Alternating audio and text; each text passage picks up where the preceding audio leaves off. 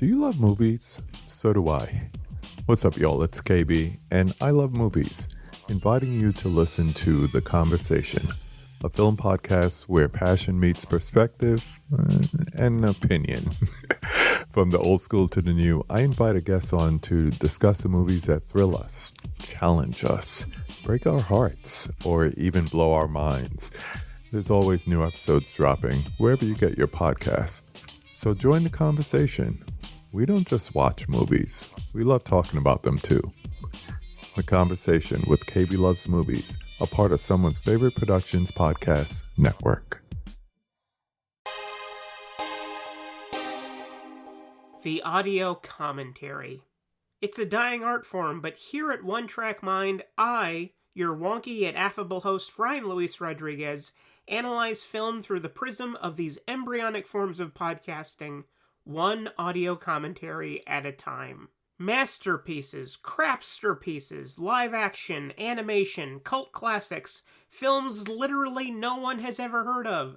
No track is too small and no track is too big. Join me and my guests from the entertainment world as we keep these features alive every other Tuesday. Hey, who else is going to discuss Bill and Ted's Bogus Journey one week and Citizen Kane the next? Us. That's who. Sure, you have to put up with my voice, but there's a certain give and take in this industry. That's One Track Mind, part of the Someone's Favorite Productions family, and available wherever you get your podcasts.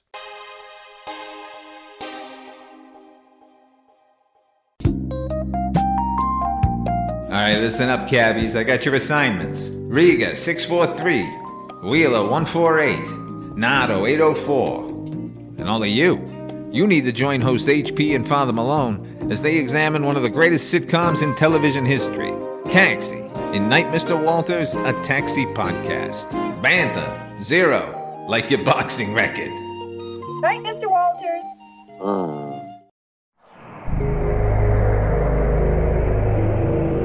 We're in Way Media.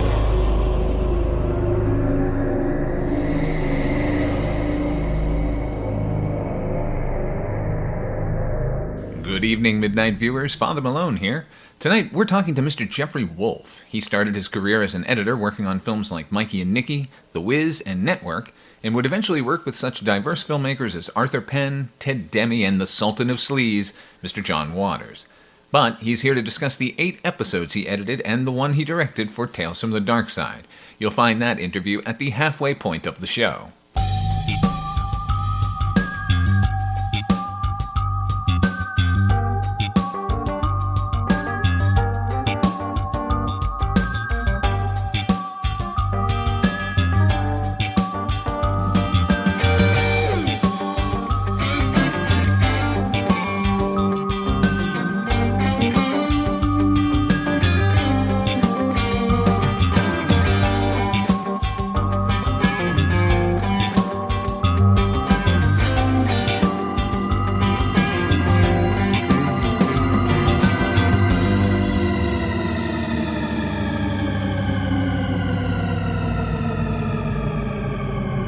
Welcome back to Midnight Viewing, the horror anthology podcast, where this season we're taking a look at George A. Romero's 1980s series, Tales from the Darkside.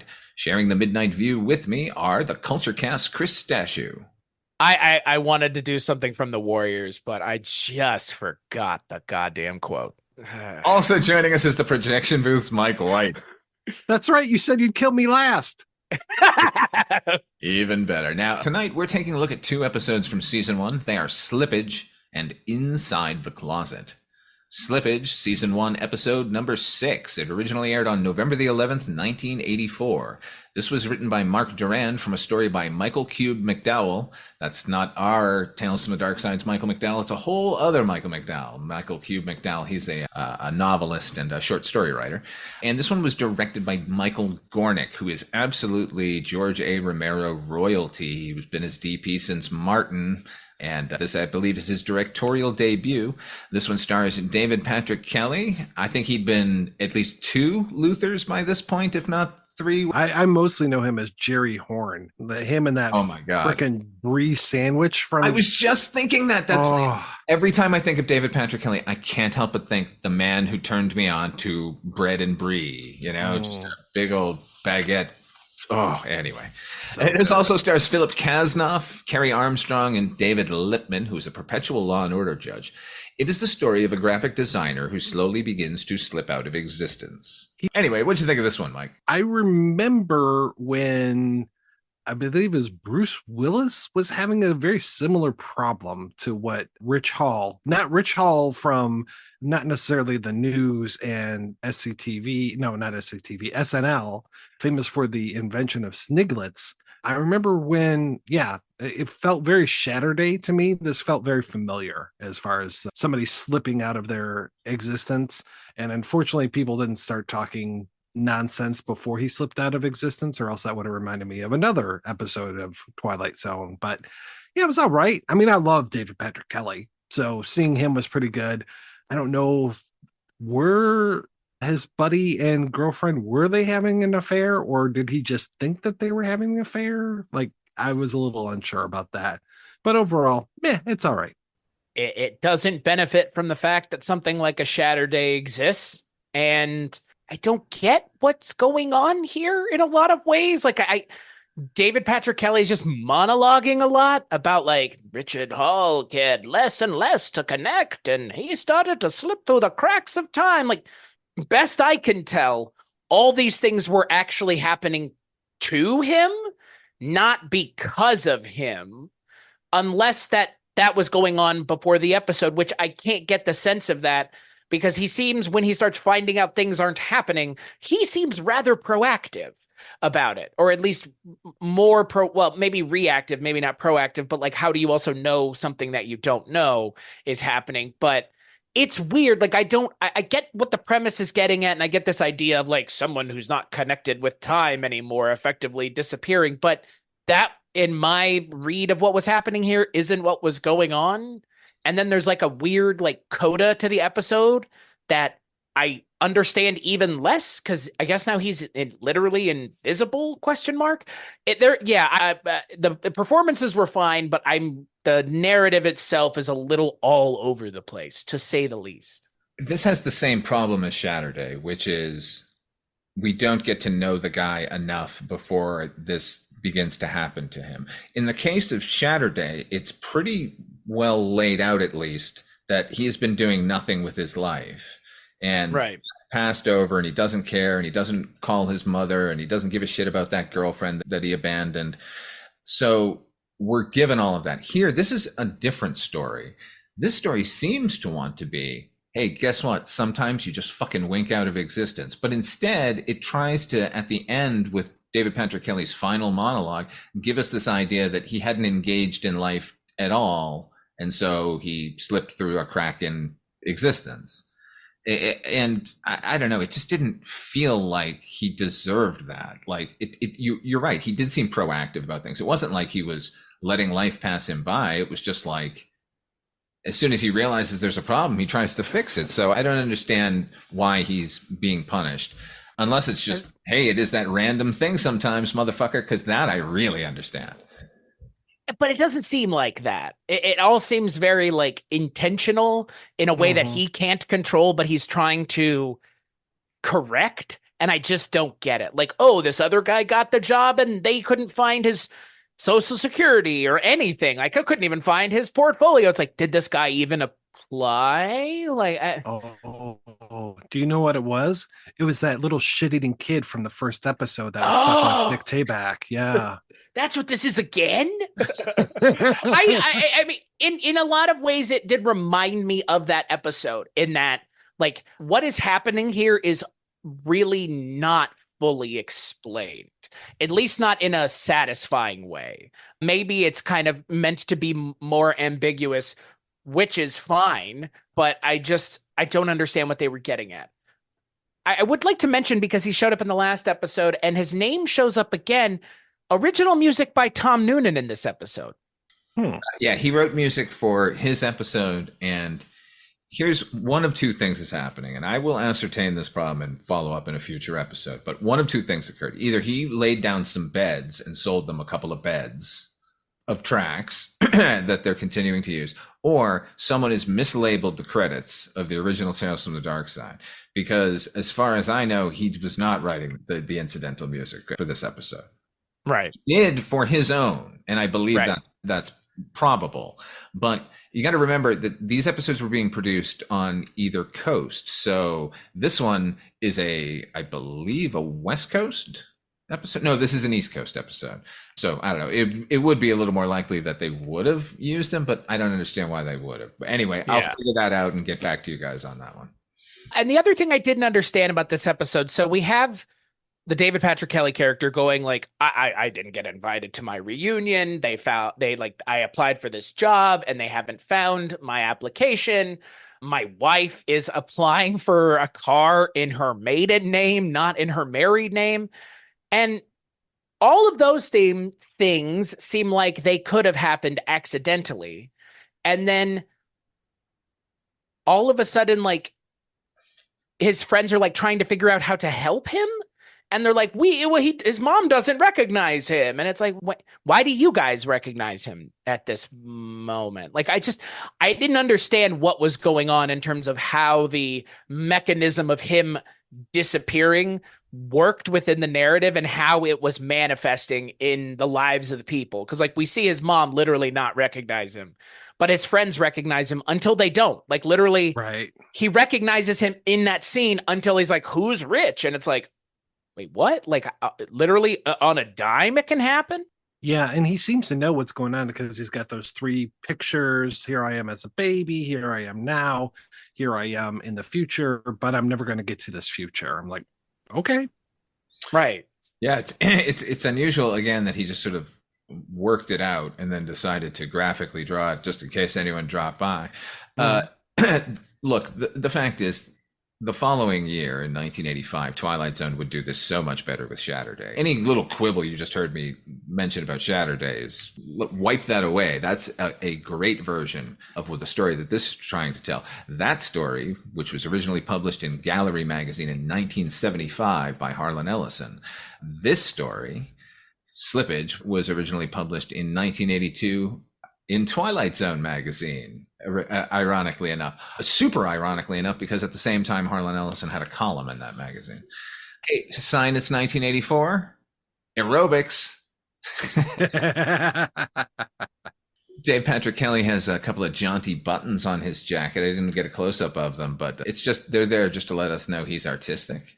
I don't care if your favorite movie is It's a Wonderful Life. The only time to watch that is Christmas, and this did not seem like a Christmas episode. That was a fucking weird move just to throw that in to let us know that they know, that we know, that they know.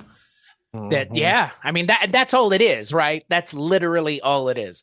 It's just to be like, wink, wink, nod, nod. We get that we're doing like the It's a Wonderful Life thing. Like, but like, you know what the worst thing you can do in mediocre media is? Remind us of something much better, which is exactly what they did. Yeah. I intentionally too. Like again, there's always an intent, but sometimes it's like, oh, we just had it, some cheeky production designer put it on the TV during a scene. Like, no, they say, hey, It's a Wonderful Life is on. Would you like to watch it? Like, what? How about we go to the cinema and see it? Yeah, let us get some popcorn and drink, please. My favorite sniglet, snargling. That's when you look through crooked fingers during a horror movie because you want to watch but can't take it. Snargling. Anyway, once again, I want to remark on David Patrick Kelly, how fucking great he is here. This is David Patrick Kelly around the time he did that Dreamscape movie. Oh, yeah. Classic. I'm now urging everyone within the sound of my voice to go watch if you haven't seen it. He is so fucking good in that movie. And it's a good movie in general. Okay, gentlemen, we all have significant others, right? Mm-hmm.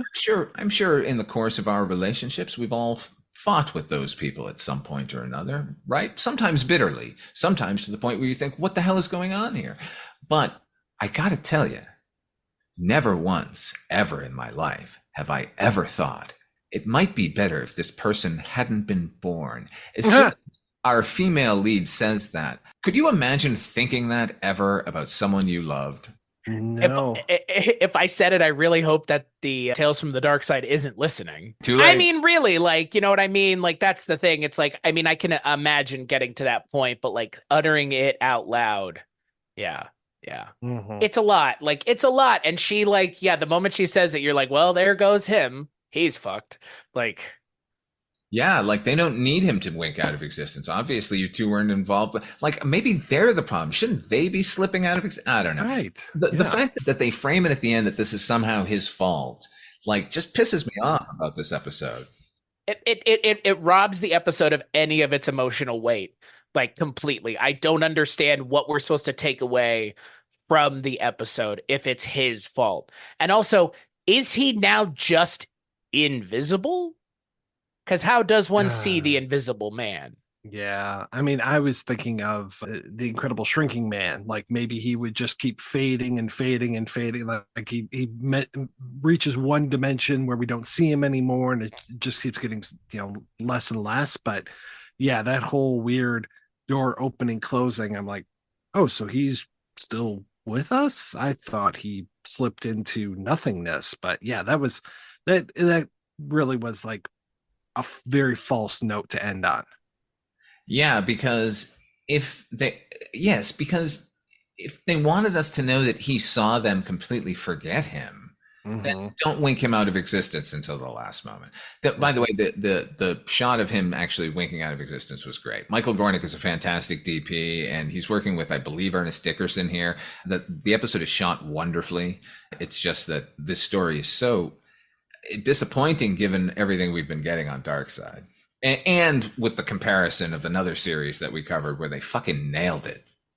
And because David Patrick Kelly is so good. Like, even though he's saddled with this kind of thankless role of being like the guy who everybody else is forgetting, but the episode is trying to convince us that he's the one forgetting, put yourself in that guy's shoes for 2 seconds, and like you would be just as harried as he is by the end of it. And I think he plays it rather well. I just don't think the episode has any interest in actually mining any emotional weight here. It's just, I don't know what it's trying to do. Be cheeky.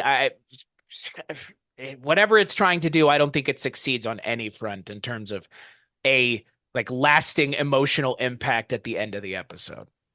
Yeah, which is a real shame because, like you were saying, Father Malone, there is a lot of talent behind this. There's a lot of talent in front of the camera. I love David Patrick Kelly, and again, we were talking in the last episode about why do you have Tippi Hedren in this and you don't give her anything to do? Well, it's like you've got David.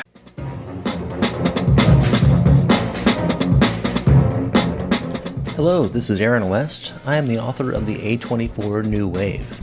In this book, I look at A24's output and I make the argument that we are in a new wave movement right now. A24 plays a major role. This book has a supplemental podcast where each episode is a brief conversation about an A24 related topic, whether an actor, director, or even a genre. As I continue research for the book and conduct interviews, I expect to record podcast episodes with people involved with the company. You can find the podcast at cinejourneys.com or wherever you find podcasts, and we are proud to be members of the Someone's Favorite Productions podcast network. Patrick Kelly, but you've got him with kind of lightweights, and I'm like, no, give me other people. Either make him more, and I hate to say this, more present, or get some better supporting actors so that you feel that there's some evenness to these roles, because I'm just looking at him and I don't care about the other two at all because they're not capturing me. Yeah, this needn't have been a story of ambiguity. We didn't need half the episode to wonder, hey, what's going on here? It should have begun with, you're no longer here. And then he goes to his girlfriend, knocks on the girlfriend's door. It should have been an escalation. They have David Patrick Kelly here. To watch him for 20 minutes in misery would be a wonderful viewing experience. I mean, I know that sounds terrible, but it is what you're saying, Mike. Like he should have been more present in the episode. Everyone else was a waste of time. Mm-hmm. They weren't engaging characters. They were just there to, I don't know. The script is the problem here. Everyone in front of and behind the camera are operating very, very well. Except for that one actor. It's a shame because it has the makings of a great episode, but I think it just really stumbles seemingly at every opportunity it gets. Mm-hmm.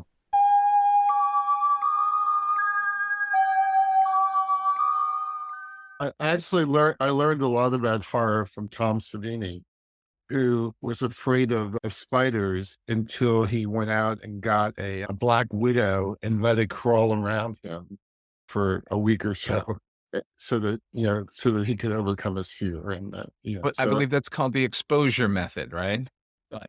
You're afraid of a thunderstorm. Like G. Gordon Liddy was famous for that. He tied himself to a tree during a lightning storm to get over that fear. But it's so much better coming from Tom Savini.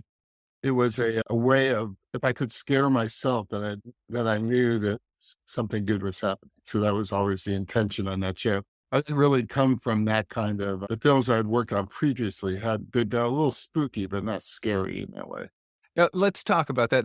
Midnight Viewers, we're talking with Jeffrey Wolf. He is Tales from the Dark Side of Royalty, edited 8 episodes, directed 1. But let's, direct or worked with on 2 of the best with, you just mentioned him, Tom Savini, who I'm dying to talk about those episodes. But you say you weren't in horror beforehand. What were you working on leading up? And how did you get to Tales from the Dark Side? I'd come through the system in New York. I worked on a movie called Mikey and Nicky with John Cassavetes and Peter Falk. I worked on The Godfather for television. I worked on Network. How was that experience? Please say anything you can about that genius movie. And kind of in apprentice roles, and then assistant roles, and then sound roles. It's at the time you kind of moved through the system. But they were mostly kind of Hollywood or New York based Hollywood style movies. But I did have an independent bent in me. And at a festival, New York Independent Film Festival, I met a woman named Jan Saunders, who was one of the producers early on Darkside. And so I think that's how I got on. But earlier today, I was looking at some of the other people. I kind of remember there were 1 or 2 people there before me, but at a certain point, it was a rotation. Like you mentioned Rob Draper. I mean, I would do every other one and he would shoot every other one. And, a few other editors were in the same kind of boat. And we were doing it because they weren't like, I think at the time they were $100,000 budgets for each one. And and they were like shaving dollars off every 2 seconds, as you can imagine. And I think that, like all of us, if we got a bigger feature to do or something else to do, we'd leave for a while. And then if there's a show to do, we'd come back and things like that. But also, it's interesting that you don't cover monsters. Not yet, we don't. Because I had a lot of fun with those too. And it was sort of the same, directing those. And that was kind of in that same genre. So, you get a little bit, I ended up doing comedy. Basically, the kinds of films I would do is comedy and scary, kind of scary films. I did a Brad Anderson movie called Vanishing on 7th Street. Came out a couple of years ago. I remember. I love that movie. You also, you were working at a time in New York when there were a bunch of movies that were coming out that I think are wildly underrated. You worked on Penn and Teller Get Killed. I edited Penn and Teller Get Killed, yes. I think that is great click, man. But that was that's their shtick. It was a movie about 2 magicians who shoot themselves in the foot all the time. And the movie kind of did that as well. But I heard great. So, I just did a panel on Saturday night for Dede Allen, who edited Bonnie and Clyde. And so Arthur Penn, who directed Penn and Teller Get Killed, which is kind of a bizarre concept in its own right. Truly. But Arthur told me in that famous scene at the end of the movie where they get riddled with machine guns, that Warren's caps didn't go off, only Faye's did. And so she's like exploding all over the place, and he's just standing there with this dumb look on his face. And that was one of the ways we wanted to end the Penn and Teller movie. Oh, okay. Was to have Teller just stand there while Penn exploded. The gun ended up being, I think, a truck on a highway or something like that. Anyway, yes. Well, since we've stepped sort of outside and we're talking about your feature work, I spoke to you a little bit in the email. Can you tell me about your work with Mr. Ted Demme? I think he's a fucking hero. not only for creating Yo MTV Rap, which was absolutely revolutionary. Like, about time somebody did that on that goddamn channel. But then goes off and makes like an irreverent feature and sort of a dark comedic feature. The Ref, if it doesn't play in people's houses on Christmas, what's wrong with you? It is one of the best Christmas movies ever. It's actually rated pretty high in terms of Christmas movies, but it's dark, so I think in this day and age, it may get more attention because people are willing to go that way. But so Ted is the nephew of Jonathan Demme. He went to high school with Ed Lover. That's how he knew him from TV. And so, it was unusual to have sort of that black-white combination at the time. Yeah. So it kind of made that show smooth in some way. And then, so from that, he got a gig. I don't know if you ever saw it, but called Who's the Man? Oh, yeah. And so the soundtrack on rotation in my CD player at the time. So Dr. Dre and Ed Lover were kind of like the Black Abbott and Costello. And in fact, Dr. Dre got his name before the famous Dr. Dre. But that movie was very interesting because Bob Shaye at New Line actually saw it as a potential crossover movie, not just a black audience movie. And so they kind of released it that way. And then we developed this relationship and we did some pretty interesting movies, not only The Ref, but Beautiful Girls and a movie called Monument Avenue with Dennis Leary. Just about to mention Monument Avenue. I grew up in Revere, Massachusetts, just a stone's throw from Charlestown. So I love that flick. And let's see what other. Oh, and then Light, which was supposed to be kind of a swinging. As Brian Grazer, he thought it was going to be a swinging dick movie, and it turned into kind of a funny, but also a little. There's a little bit of remorse in it. And in fact, there's an amazing scene that the studio made us take out. It's a 2-minute scene.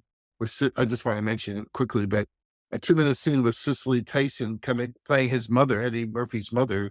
And she comes to the prison camp and he explains to her that he didn't want to be like his father. He really wanted to be legit. And, he kind of got caught in this thing and the rest of his life was spent there. So, so Ted was like a guy, I don't know, he was not the first person to do this, but the comedy came out of fiction and real life and narrative. And he's a great coach, he's really great with the crew and kind of keeping everybody involved. This isn't in so much Who's the Man, but every feature afterwards, there's a strain of melancholy in all of his movies that I at least really respond to, but I can see where most people don't want that in their entertainment. Yeah, and I think Dave Stewart did the score for 2 of the films, and he's sort of Willy Wonka at one point, but also kind of serious in another ways. Ted's wife, Amanda, was very good with her music connection, so there was always kind of an interesting twist with that as well. So I don't know if you ever, Greg Dooley and the Afghan Wigs did all the songs in Beautiful Girls. Yeah, I know of them, and I saw the movie a long time ago. I'm sorry, I'm not as familiar with that soundtrack as I was Who's the Man, but then I was. But that movie and Billy Madison, which he didn't direct, but for people in their 30s and 40s right now, those are sort of important films for them. Absolutely. Speaking of important films, important filmmakers, perhaps the most important filmmaker, I would argue it, Mr. John Waters. How did you fall into his sphere? Well, that's actually a Tales from the Darkside story. Or is it? Yeah, I think it's the one movie I directed for Tales from the Darkside was The Moth. Right. And Debbie Harries was just kind of starting her film career. And Leonard Finger, who was the casting director on many of those early shows, set me up with a meeting with her. And I remember going in to see, she was in a recording studio and I went in to see her, to meet her. And we sat and we talked and I said, you're going to do most of the acting in this movie on your back. And she said, that's what I've done most of my life.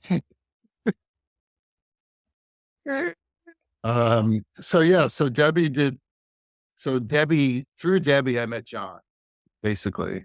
And I mean, talk about like getting out of your comfort zone. John was, he did a lot of things to try to make my sister and I uncomfortable as he could in the beginning to kind of tell us that it's all, he was funny before that kind of humor became Right. rigueur. He was, this year he's gotten so many awards. They had a whole show at the Academy Museum about him and his movies. He's been in the business 60 years or some ridiculous number. And then he got a star in the Walk of Shame. And the editing people, Ace, just gave him the Filmmaker of the Year award. So stick around long enough, they will shower you with. I know. And here we are talking about Tales from the Darkside, which I worked on 40 years ago. So there you go. There you have it. It cuts across. Yes, it does.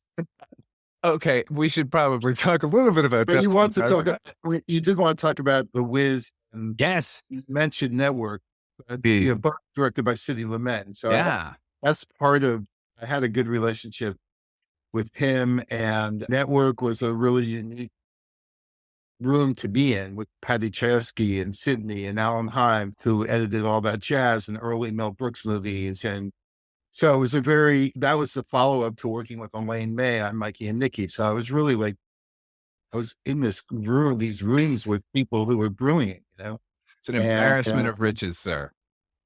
And so The Wiz, was Michael Jackson and again, Sidney and Dee Dee Allen, who, edited Dog Day Afternoon and Bonnie and Clyde and, Serpico and Reds. And it was a very nice period of time. A lot of hard work, but right. A lot of hours. But anyway, so yeah, and The Wiz was unique. And you were working in the music department for that one, right? I actually started as a picture apprentice, and I worked all the way. I think I was on the film for almost a year, and so I ended up in the music department working with Quincy Jones as the music editor. So it was another education in its own right. That's amazing. And these were the days where you would, the music wasn't done in somebody's studio with computers. It was a 98-piece orchestra. Just getting everybody in the house and doing, in the studio, getting them coffee to part of the good part of the day. Anyway. No, that's amazing. Thank you for that.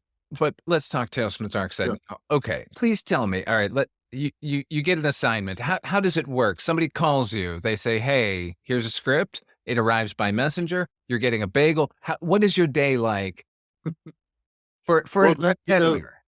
My first show on Tales from the Darkside was Inside the Closet, and remember, I'd worked on a lot of features beforehand in television. And so I really knew my way around the block. And Tom Savini had never directed a movie before, or a TV show for that matter. And I remember getting the script, and he was going to build. I was told that he was going to build the creature, and that it was written by Michael McDowell, who wrote Beetlejuice. And yeah, so it had a scary thing, but it felt short. And I just had an instinct that we were going to run short. And so I told Tom on the phone. I don't think I met him in person. I think he called me because, again, to save money, the editor would start on day one of shooting, so he never really got to speak to the director that much.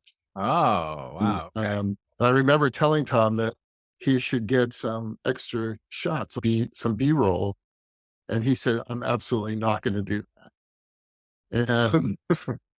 And he said, "It is what it is, and I'm very, very psyched to do it, and you're going to put it together exactly the way it is." I said, "But I think it's going to be short." And he said, "I'm not going to shoot it."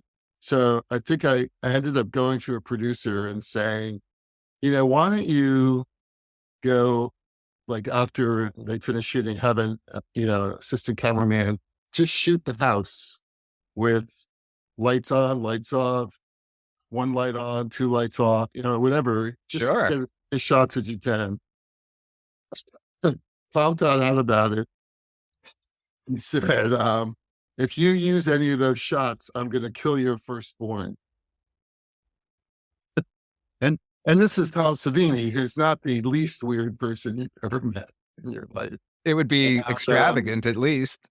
And so again, I had enough confidence to believe that, that we were going to need these shots. And sure enough, the first cut ended up like at around 39 minutes or something like that. It needed to be 42 or something.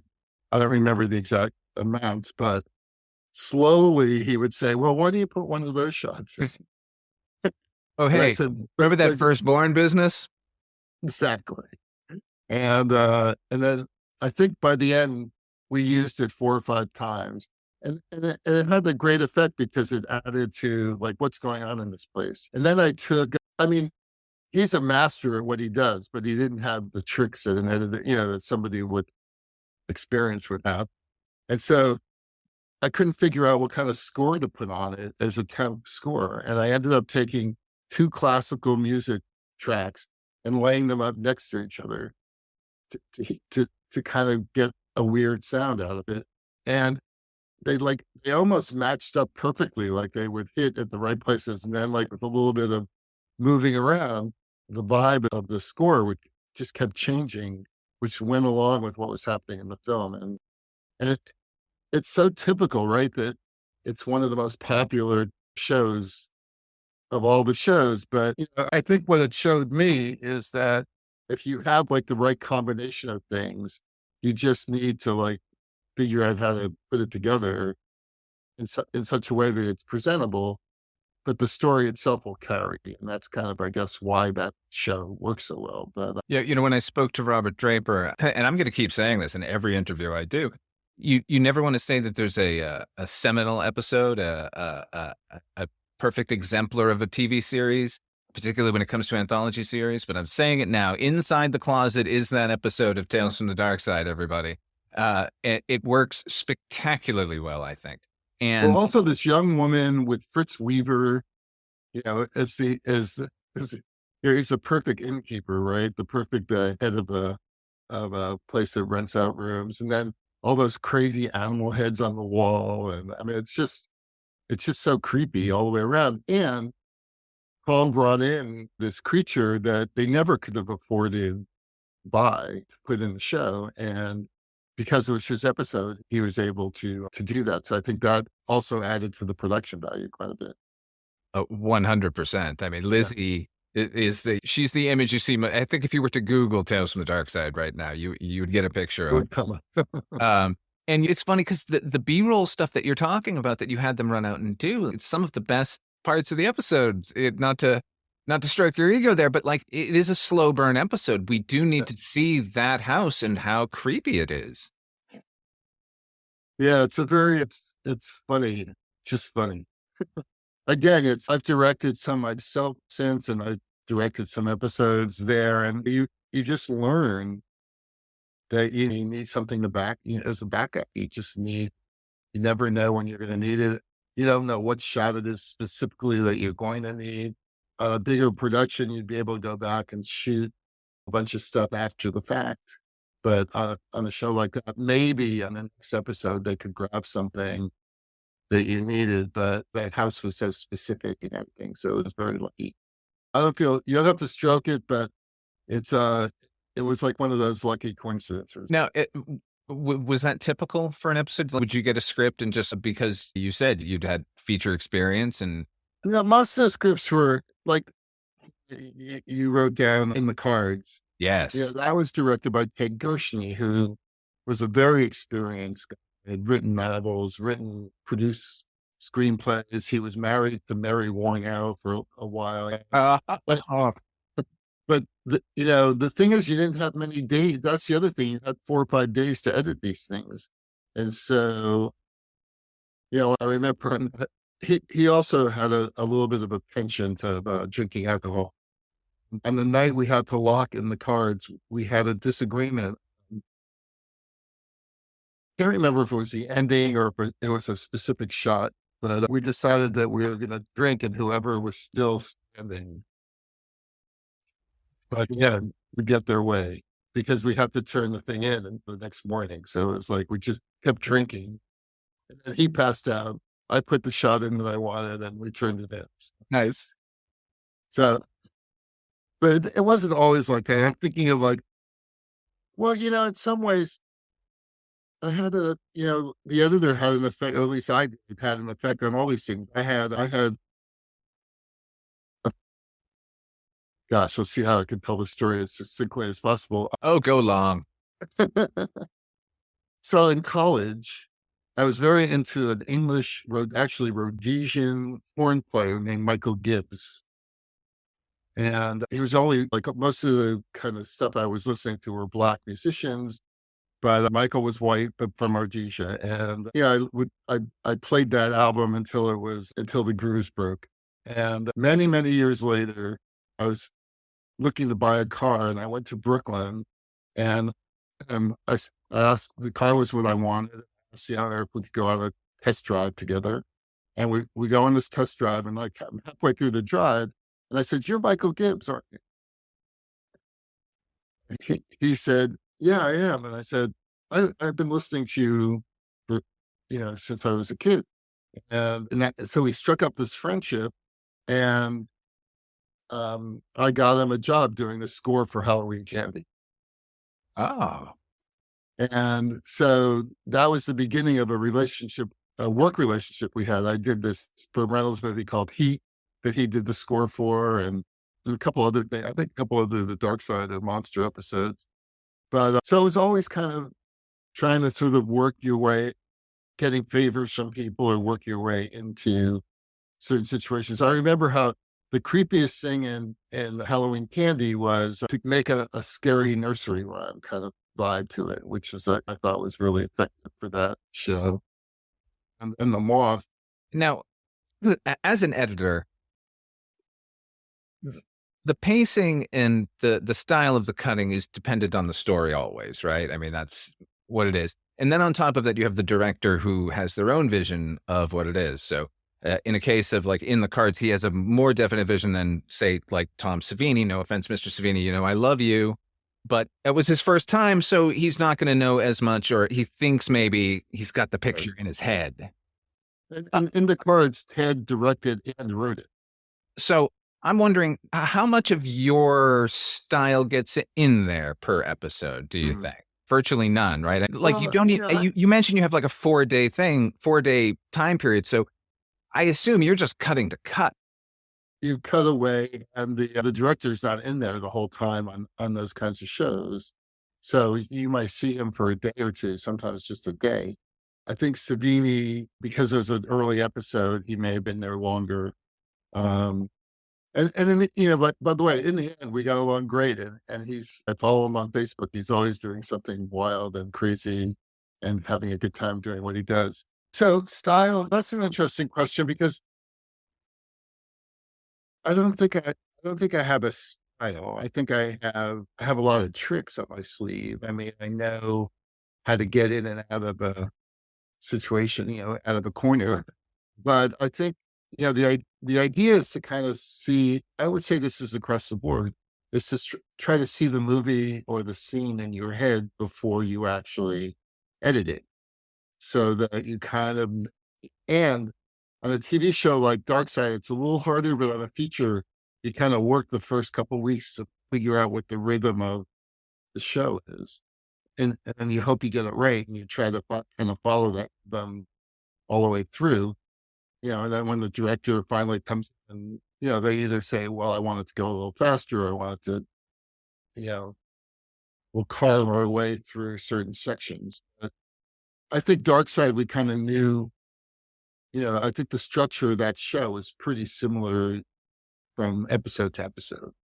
So I would say you're looking for the best performance. You're looking for, interesting line readings. You're playing around with music to see what you can help, with. But I don't think you're imposing a style. Right. Like you mentioned the Vanishing on 7th Street. At the end, it wasn't scary enough. And so we made a list of 5 possible scary moments, and we went back and tried to, shoot those scary moments and insert them in the film. So I think with Darkside, there was creepy and there was scary. There's like, right. Inside the Closet is kind of a scary show, but some of the other ones aren't quite as scary as that. No, the Moth is creepy. The Moth is creepy. And the woman who, I can't remember her name right now, but the woman who played the mother was really, she was wholesome, but so creepy in her own way. So, no, she's fantastic because she pulls off. It's Jane Manning, by the way, is the name of the mom in that one. She pulls it off. When she becomes Debbie Harry in the end, I believed it 100%. So I'll tell you a funny story about the Moth is that for 2 weeks before, they didn't have a solution of how we were going to do the Moth coming out of her mouth. Okay. And so for 2 weeks, I was go to my sister's house at night, who lived in the suburbs of Jersey, and with a jar and try to collect moths. Like turn all the lights on and try to collect. And it was truly going nowhere. And then they found a place in California that sold butterflies. And like, I think the day before the shoot, this box of butterflies show up. They're like, they come in like in little cellophane bags, like you would put a negative in, and they were dormant until you took them out of the bag, and then they would flap their wings. The much to my, I wasn't happy about it, but there wasn't much of a solution. Is they crazy glued filament to the butterfly so that they could control it, kind of like a kite, the good old days. And so while it was called the Moth, it was really a moth butterfly that flew out of her mouth. And I think we may have done it in reverse also, if I'm not mistaken. That we tried it a couple different ways to kind of have it come out. But I still, butterfly is acting to this as day, I asshole. wake up hearing Debbie's voice going, "Mom." No, okay, you know what? Since we're jumping forward, the Moth. Now, you'd edited a bunch of episodes. Did you ask to direct an episode? Were you offered the chance? Yeah, I think in TV that was sort of rigueur, like once you to go back to your other question, I think once you knew the system, it was to their advantage to have you direct stuff. And I'm pretty sure that's how that happened. I can't remember, let's see, where was it I think it was one of the last shows of Season 4. Season 4, It was right. So I've episode gone 4. away. I probably went away and came back and I said, to be honest, I don't really remember, but I may have. No, because Halloween Candy was season 2. So I must have gone away to do something else, and then they called me to do that. So Yeah, I don't think you were present for season 3 necessarily. Okay, so you get to work with Debbie Harry and Jane Manning in this episode. Can I just say congratulations on the episode, because and I've said it to Robert Draper as well. We've watched a lot of anthology series on this show, and Tales from the Darkside consistently, in my mind, looks the best. Every one of them looks like a short film and not an episode of a television. And I'm consistently blown away by the fact that these are sets somewhere in Queens, I understand. Yes. And your episode, which looks like a country home, including the exterior. Good God, fantastic work. Yeah. Well, I'll tell you, I wanted a curtain, because it was a small space. I wanted a curtain to separate where the mother was and where the beds were. And I couldn't figure, I wanted us to be able to see shadows and reflection, not so much reflections, but shadows. And I was driving home, or maybe it was to visit my sister. And there was this hill off the New Jersey Turnpike that had burlap, kind of like these burlap walls, sort of lining the thing. And it was sort of like, oh, that's it, burlap. And so I think that, I haven't seen the Moth lately. I think there's a really cool shot of Jane like behind the burlap, and you kind of see her shadow. And that was the other thing. Rob and I worked on a lot of stuff together. In fact, we also worked on a feature together, and so we knew each other pretty well, and we could kind of try. And he's a great experimenter. Even today, when I see work that he's doing, he's always very experimental in what he does. I think that's true, and I think that was one of the hallmarks of the show, is and if you go through the list of DPs, there's some pretty good ones in there. Yeah, Ernest Dickerson is a big one on the New For York instance, side. Larry Banks. Yeah. There are a couple other really good ones. So Your editor on that episode was Christina Bowden, right? Christina Bowden, right? Who went on to do Carlito's Way. Yes. My God. Another, she worked on several De Palma movies. Yeah, she has an interest. Look at her IMDb page. She has some interesting credits as well. Yes. What's so funny to me is I think I've heard every story to come out of Hollywood, but there was such a vibrant scene going on in New York, and it never really gets examined, particularly the technical side of things. Like, I'm pretty sure Paul Hirsch was there, like, Thelma Schoonmaker was there. Yeah, my God, it was just like a cavalcade of talent, and it's unexamined or not examined enough. Well, I'll tell you what. This came up with this Dee Dee Allen event the other night, is that Dee Dee brought in, starting with Bonnie and Clyde, she brought in some major Hollywood players, George Roy Hill, Arthur Penn, Warren Beatty, and many more, and Sidney Lumet. And she became sort of she probably single-handedly, started, not so much with Paul Hirsch, but Steve Roder, Jerry Greenberg, Craig McKay, they were all assistants or apprentices with Dee Dee at one point or the other. So, she developed the community here, and it was still a pretty small world. But you had movies like The French Connection and, Dog Day Afternoon and what other... Taking a Pelham 1, 2, 3. Paul Hirsch had done all those early, Taking a Pelham 1, 2, 3, Ghost Spark. And De Palma was doing, Paul Hirsch was doing De Palma movies. So, that Carrie, I don't know if he did Carrie, but he did the one with Michael Caine. Not Body Double. Dress to Kill. Yeah, Dress to Kill. He also did Phantom of the Paradise. Yes, he did that. Perhaps the greatest film of all time. Yeah. Awesome. Certainly for your audience, it might be. Just teasing. Yeah, so I don't know the answer to that. What we always say is that, and it happened to me. I got pulled out to California to work on a lot of movies, but they wanted people with an edge, and then they would do everything they could to take the edge off. Like that. That was kind of how it worked. So do you think the edge, if to retain that edge, you just needed to stay in New York? I think there's some truth to that. And that's also changed. With the streamers and all that, it's a very different industry than it was. And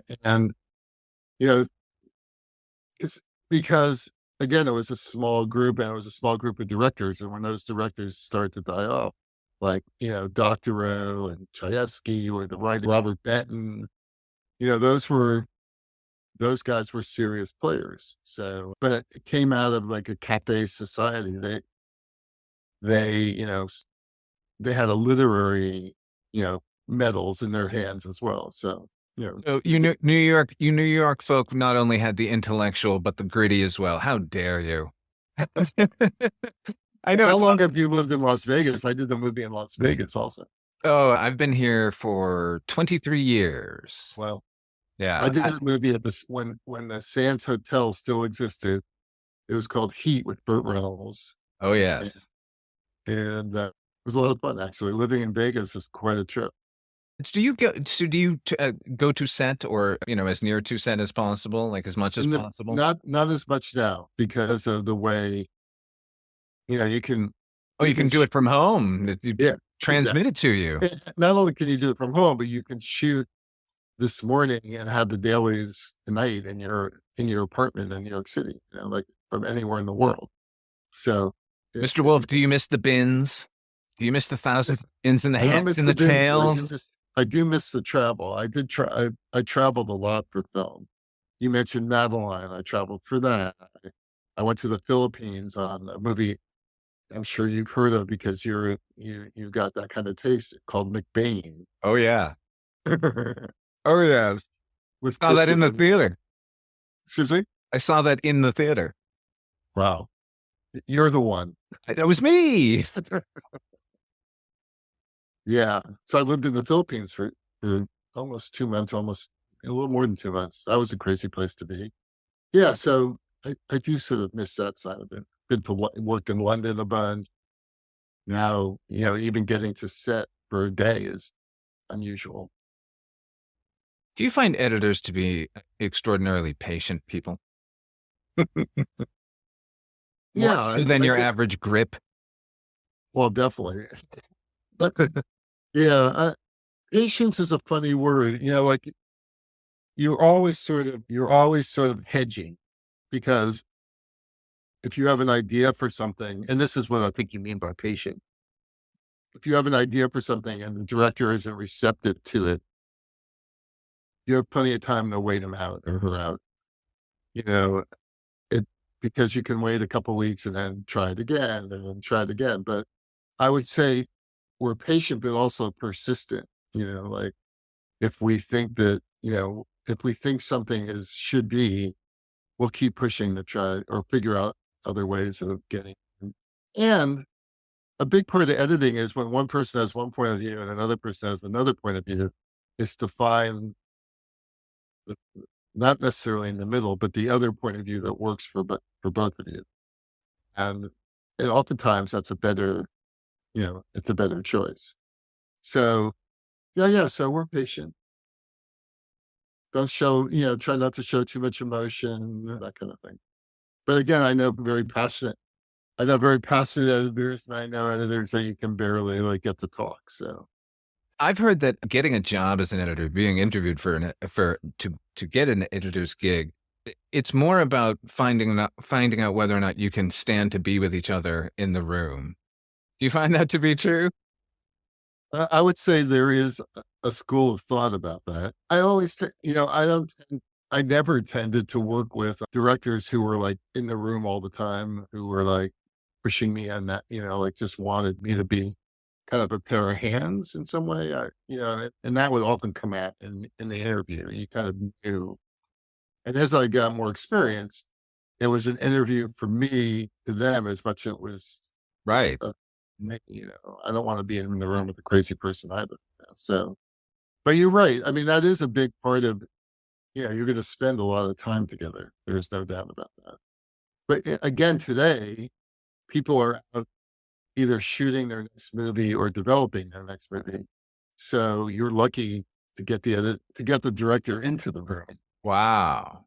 Because they're moving along. So is that a trend these days, more and more? Do you think? Sort of a trend. I mean, there are always going to be the Michael Manns and Oliver Stone types that are there all the time, but I don't think. The Abbott has created a lot of freedom all the way around. Yeah. Speaking of that freedom, does that feel a bit more freeing? Like that you're trusted to put it together, and they, Yeah. Because that way they can blame you each. It's a very different, like when Netflix got into the business, they were very trusting of the people who worked with them. Now they're more like a studio where they're very involved, and sometimes the notes are good, sometimes they're not so good. What the Abbott has allowed is to bring in a lot of voices. I think Netflix has several editors on staff that they work on their own films, but they can, they pay them so that they can send them a cut, get notes for themselves for the cut. And so, it doesn't have that, the business doesn't have that kind of that personal connection the way it used to. It was fun. Like you turn out a Tales from the Darkside. It was like, in a very short amount of time, you were making something that was kind of a fun treat. And since like your show, for instance, I have gotten jobs because of working on Tales from the Darkside. Somebody said, "Oh, when I was 17, I saw the Moth," or whatever. Yeah. So there's. Speaking of Tales from the Darkside and style, now when I spoke to Robert Draper, he said there was a definite house style that was sort of dictated to him from the beginning, that it was going to be all hard light like noir. Was there a house style for the editors? Were you given a thing, or it was you kind of talked about that before. But I think there was a style to the scripts that they chose, and that kind of dictated the editing style as well. if you notice, there's not a lot of like montage work. It's a pretty straightforward, and there wasn't a lot of room for dolly shots. It was really a master 2-shot, close up kind of show. Right. From sort of the sublime, which I consider The Moth and Inside the Closet to be sublime episodes of the series, to Answer Me. Michael McDowell is a hero of mine, and he wrote a lot of the episodes, including the one you directed. Right, he wrote at least 2 of the ones. Oh, yeah, Inside the Closet. Right? Yeah, I just think he's a genius. Apparently lived no fewer than like a few blocks from me growing up. He lived in Medford, Massachusetts, next to Revere, Massachusetts. Yeah. But Answer Me, how do you make tension from the phone? It works for a little while. Well, I would say one of the things is she's a very good actress, Certainly.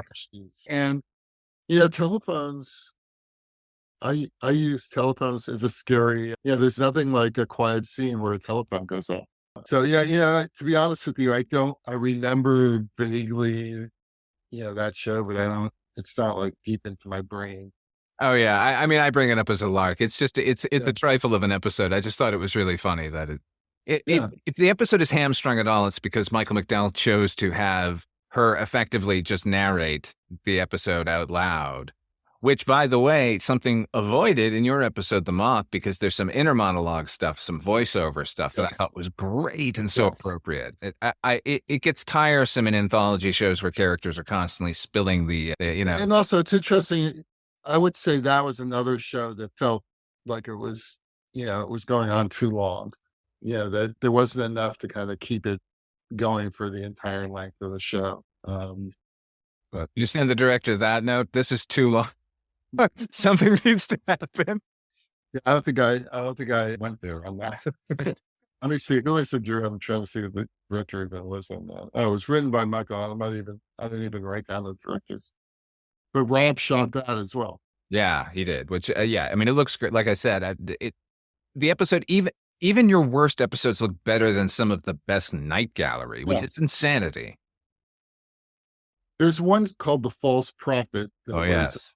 Directed by a DP. I think that always helps a little bit too in that regard for those kinds of shows. What else? Well, I mean, if you want to talk about Tear Collector for a second, I mentioned The Paradise being the greatest movie on earth. You balked at that, sir, but nevertheless, here's Miss Jessica Harper, the luminous Jessica Harper. And also, I still see, who is the star of that? Victor Garber. Yeah, Victor Garber. I still see him around. He has a shock of white hair still. I mean, it's shocking hair, but it's pure white. He's on Broadway a lot. That was one of my favorite episodes of all, the Tear Collector. It's fantastic. It's such a great concept. The Darkside was never shy of just doing two-hander character pieces and making them interesting.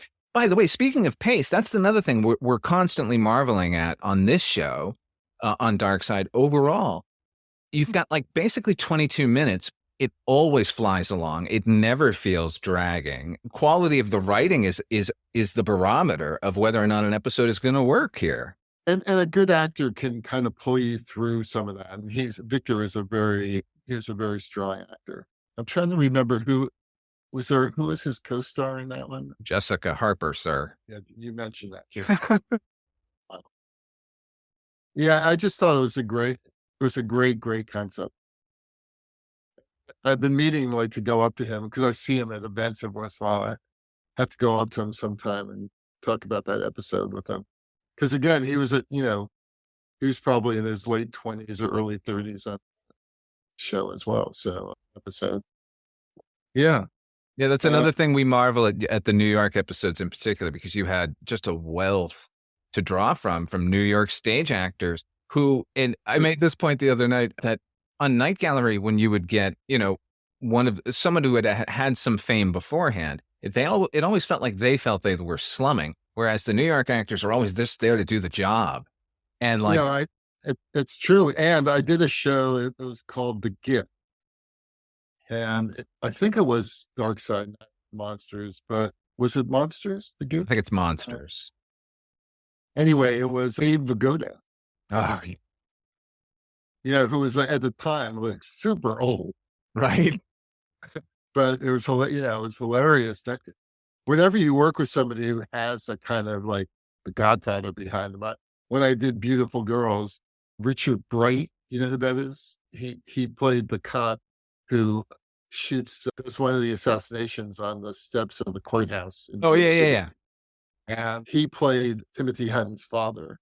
And so, we would do like scenes from The Godfather. Because by that time with Ted, I was around the set a lot. In fact, I directed a lot of the B camera on Beautiful Girls, but we would do Oscar Day with Tim Hutton. Every day, one of the crew would act a scene with Tim Hutton, and we would call it Oscar Day. And then, then there's like a lot of talk with Richard Bright about The Godfather. So that was always fun. Oscar Day is hilarious. Yeah. So Abe Vigoda was in that one. It was called The Gift. I guess that was Monsters. I mean, yeah, that was Monsters. And then I did one called Stressed Environment. And I went to meet, I don't know if you know who this, historically, you probably know who she is, Carol Lindley. Oh, yeah. An old. Oh, yeah, no, I know Carol Lindley. Long show. Absolutely. Yeah, I always kind of had the hots for her when I was a kid. And so when they said you have it, we can hire her. I said, great, that would be wonderful. And then I went to meet her, and it turned out she had like a little bit of a stroke. Oh, but it kind of, at first it was sort of like, maybe that's a great idea. But then it kind of had this weirdness to it that I think kind of worked in the show. I don't know if you remember, I took that show over. Somebody got sick. I think one of the showrunners was going to direct it. So it's the first episode of season 3. It's called Stressed Environment. And it was about these rats taking over the laboratory. But, also Richard Rubenstein, whenever there was like a little sense of, nudity in any of those shows, it was because Richard really liked to see a little bit of nudity in the daily. So even if you knew you were never going to use a shot, you always wanted there to be something kind of sexy that would kind of get him into the show. We were advised. Could you please talk about Mr. Richard Rubenstein, your interactions with him? He is one of my favorite producers of all time. I know people don't usually say that sort of thing, but like his relationship with Romero through the 1970s, was really felt like the old patron kind of relationship, very much so. He wasn't much of a film guy. That's the thing, is that I think his relationship with Romero was such that, George could do what he wanted and Richard would find the money to pay for it, and that was kind of his relationship all the way through. I think that he never got the sense he knew very much about film, but he kind of knew how to put these deals together. And look, when Darkside, after that, Monsters, and then he made Darkside the movie, and he did all those Romero movies. So he must have had something going on. But he wasn't sort of like, it wasn't like walking in a room with Robert Evans or something like that. Right. Or Jerry Bruckheimer or Don Simpson or whatever. He kind of was, I would call him and I mean this sort of affectionately, like a B producer as opposed to an A producer. And a lot of John Waters producers were kind of in that realm too. They weren't particularly mainstream, but they were adequate enough to be able to get a deal together. So. Independent producers being independent producers, it's more fascinating that it's not their first love. They like putting deals together. They like being part of something artistic. Yeah. A lot of them came out of the garment industry too, which was a very kind of a dealer oriented profession, selling shit. What they like, the Yiddish word for it is schmatas, selling schmatas. So, yeah. So look, because actually I did a movie with Gordon Willis called Windows with Talia Shire. And that was produced by a guy who came out of the garment industry as well. So that was a typical money source in New York for a long time, is the garment industry. Is everything too corporate these days, Mr. Wolf? Yes. I can unequivocally say that. Yes. Well, it's not as much, the the kind of camaraderie that exists in a group, in a community. It, it's a lot harder to make that happen because, especially since COVID. I mean, COVID sent everybody home. Now producers are liking people to be home because they don't have to rent editing rooms. They can ship an avid to somebody's house and save a lot of money because the real estate value is higher than the value of the rental. So right. The plus side is you get to edit in your pajamas if you want to. That's a challenge, just to get out of your pajamas. Yes, because if you start in your pajamas at 5 o'clock, you're still going to be in your. Yeah, where do you go from there? Honestly, there's nowhere to go. I'm looking at what other episodes that you might find interesting. Let's see. Oh, another one that was kind of odd, but I enjoyed it because it was Eddie Bracken, and it was also shot by Rob, called Ace of the Stubborns. Spectacular episode. with tiny Christian Slater. Yeah. And like I was looking at pictures today, all these, as he's decomposing, the makeup artist really had a lot of work to do to kind of, make that work. And what's that movie where they're carrying a dead guy around all the time? Oh, Weekend at Bernie's. Weekend at Bernie's. So I always kind of reminded me of Weekend at Bernie's. It's so much better because he's animate and you get to watch him eat. It's the most vile thing on television ever. Yeah. So, I'm glad, it's interesting. As I was going through YouTube, there are a couple other people out there that do Tales from the Darkside shows. So, I mean, it definitely amateurs. Amateurs.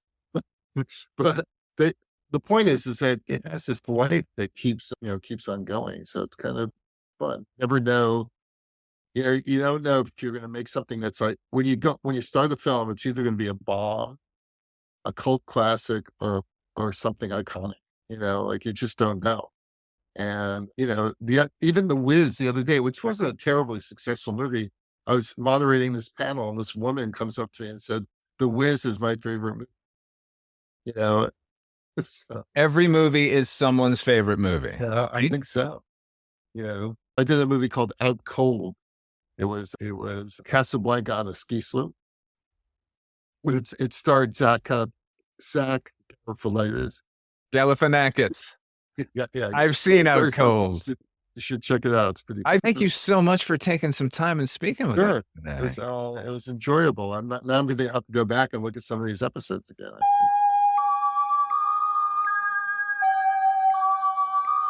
Inside the Closet. This is season 1, episode 7. It aired originally on November the 18th, 1984. This is written by Michael McDowell, and directed by Tom Savini. Stars Fritz Weaver and Roberta Weiss. It is the tale of a grad student who rents a room from a professor that contains a tiny closet door that cannot be opened from the outside. What did you think of this one, Chris? Oh, boy. I'm glad I got asked first, because sometimes the litmus test, I wonder where you guys are with something like this. This was, maybe you guys liked it more than me. I enjoyed like the last 5 minutes. I mean, it was spinning its wheels for a while, but then once you kind of figure out, like once it gives up the ghost and shows you what's going on, it is wild. I mean, just the puppet is something like I've never seen before, but I feel like the 18 minutes that precede it are so just kind of, it reminded me a lot, Father Malone, of All Through the House from Tales from the Crypt. It was just like a thing and something stalking this person, and this person's walking around a house, and that's supposed to be enough. And then you get the reveal at the end that, oh, there is a monster, and the monster's horrifying. And like it has that same idea of just like, is this real? Isn't it? And in this, once we get the reveal, I think it kind of saves the episode, as it were. But man, that puppet at the end, it's like a Harlequin baby. Like, don't go looking that up if you don't want to, but it's the closest I've ever seen on screen to what is a Harlequin baby, at least like white skin, like red. It's awful. It's awful and intriguing, and I want to know what you guys think. Yeah, last episode I was talking about how tight that Danny Aiello one was. What was it, the bet or whatever, or the odds? Yeah. This one, yeah, I was just like, is something going to freaking happen? And it doesn't help that, like, when you put this on either on Plex or if you look at the IMDb, you get the little monster picture. So I'm just like, okay, cool. A monster is going to be in this. When? And then having Fritz Weaver there, and I always screw up with Fritz Weaver. Was he in Creepshow, right? Oh yes, Dexter Stanley, Okay. the crate. All right. I just want to make sure because there are times where there's another actor who I always think that that's Fritz Weaver. So I just kept thinking of the crate, and I was just like, oh yeah, tell it to call you Billy, and I'm just like, okay, something has to happen. When is that going to happen? And I was really like, I kept thinking of Coraline with the little closet door and all this kind of stuff. And again, thinking of things that I'd rather be watching. And I'm just like, when's it going to what's going to happen? When's it going to happen? And then when it finally does, I mean, I laughed out loud at the creature. I like the design. I like the kind of electronics that it has to make it move and all those kind of things. Though, of course, it's a cheat by having it like around his legs so you can just see the puppeteers behind it kind of thing. But yeah, I wanted to like this more than I did, I think. Her name is Lizzie. That's the daughter, right? Yeah. Gentlemen, I fucking love this episode. I've loved it since 1984. I figured. If there's an episode I've seen this one 1 billion times. There are images in this. When I spoke to, if you've listened to our first episode about Tales from the Darkside, you heard our interview with Robert Draper, who was the director of photography on this episode. And I said to him that there aren't many times during an anthology series where I could point to an episode, and in my mind, that's the definitive episode of that series. But this episode is the definitive episode of Tales from the Darkside for me. Wow. Yeah, but you have to remember that at the time there were two gods ruling my existence: George A. Romero and Tom Savini. Tom Savini, the Wizard of Gore, the Splatter King. For young Child Malone, there was no bigger personality in horror.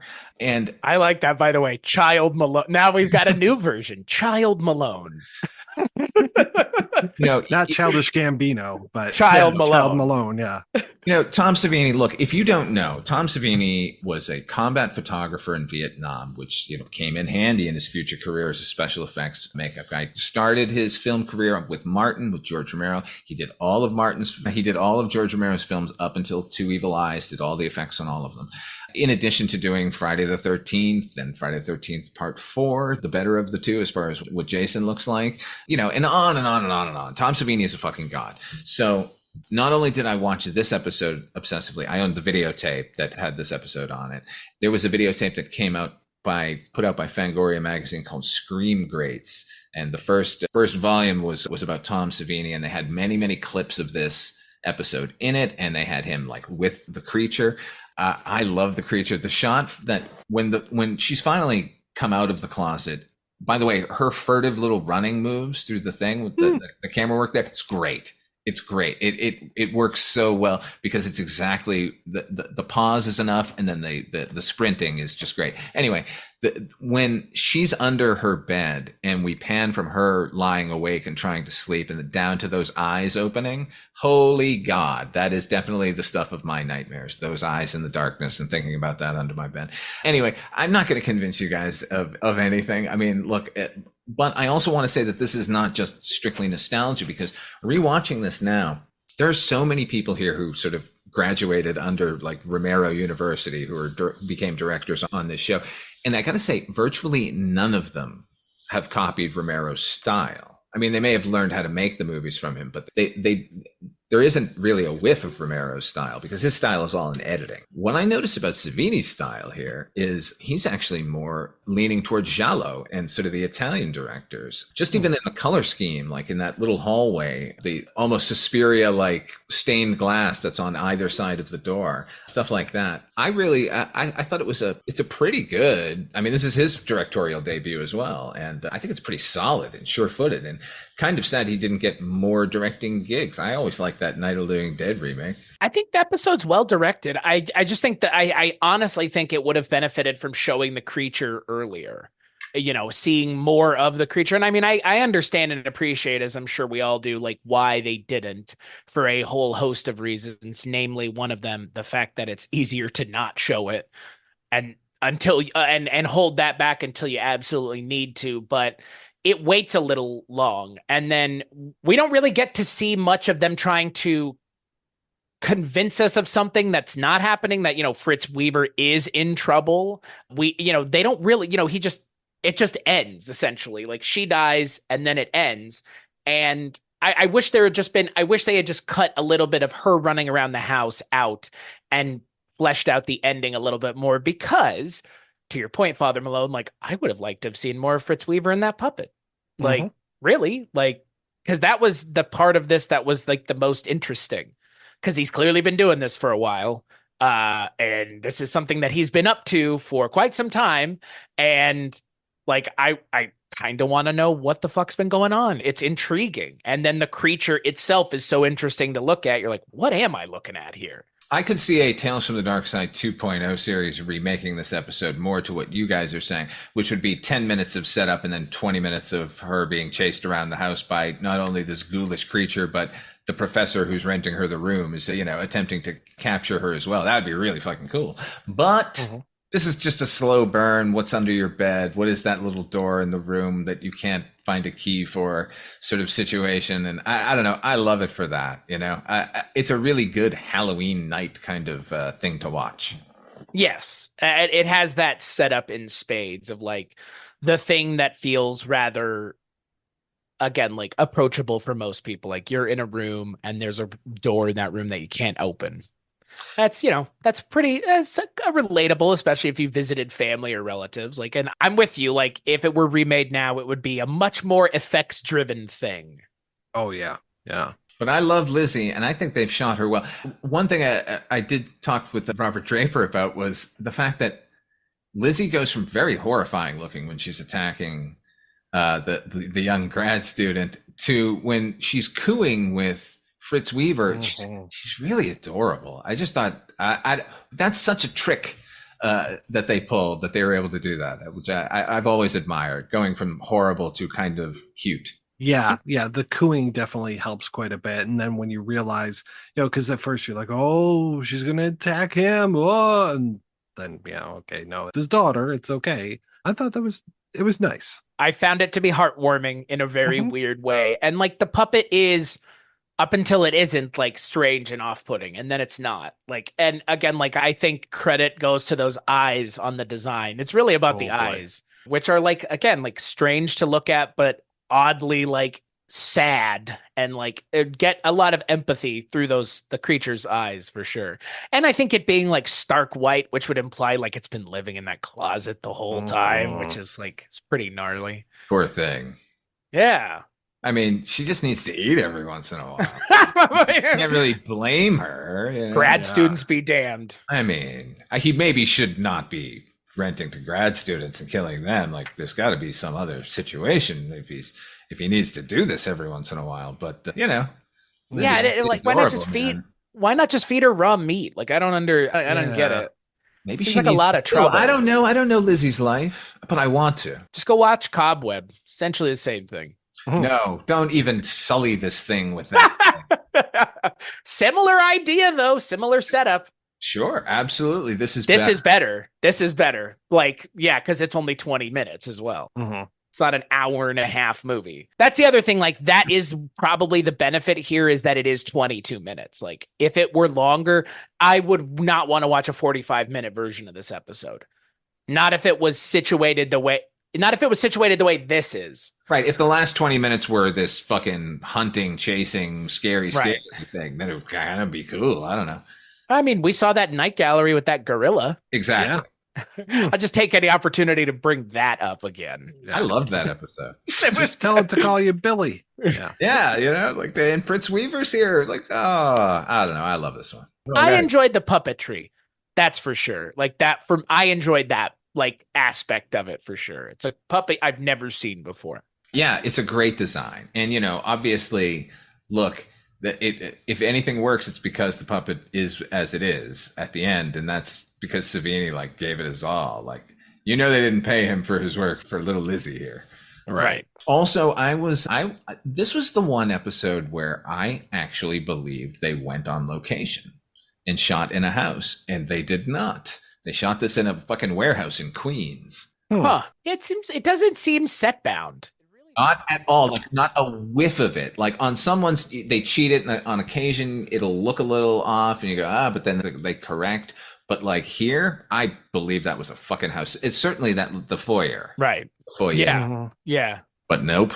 No, it looked really good. That stairway felt very real. I'm sure it was only, 7 feet tall. But yeah. Exactly. Movie magic. Gotta love it. All right. On the next episode of Midnight Viewing, we'll be taking a look at 2 episodes from season 1. Those are The Word Processor of the Gods and A Case of the Stubborns. One of them is the first appearance of a adaptation of Stephen King on television. Midnight Viewing, the horror anthology podcast, is a proud member of Weirding Way Media Group. Our theme song was composed by HP. Until next time, what are you working on? Where can people find it, Chris? Stachiw. WeirdingWayMedia.com. You just mentioned it. I'll say it again. Yeah, that's where you can find things that I work on, things that so many other people work on as well. More people than just myself. Yeah. WeirdingWayMedia.com. What about you, Mike White? I'm glad you said Mike White, because there might have been another Mike here. As for me, yeah, same place, WeirdingWayMedia.com, where pretty much everything that we work on is there. Stuff that I work on by myself, with you guys, one of you, both of you. The only thing that's missing is our amazing Rankin on Bond podcast, which is available only to our Patreon subscribers at the $10 level and up. So get on that Projection Booth or CultureCast Patreon and enjoy that.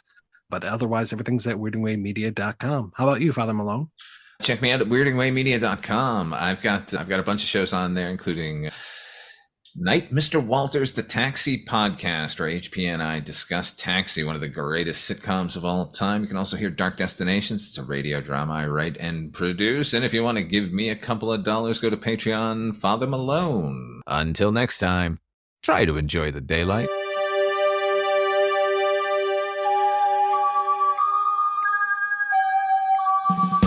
Midnight Viewing, the horror anthology podcast, is a proud member of Weirding Way Media.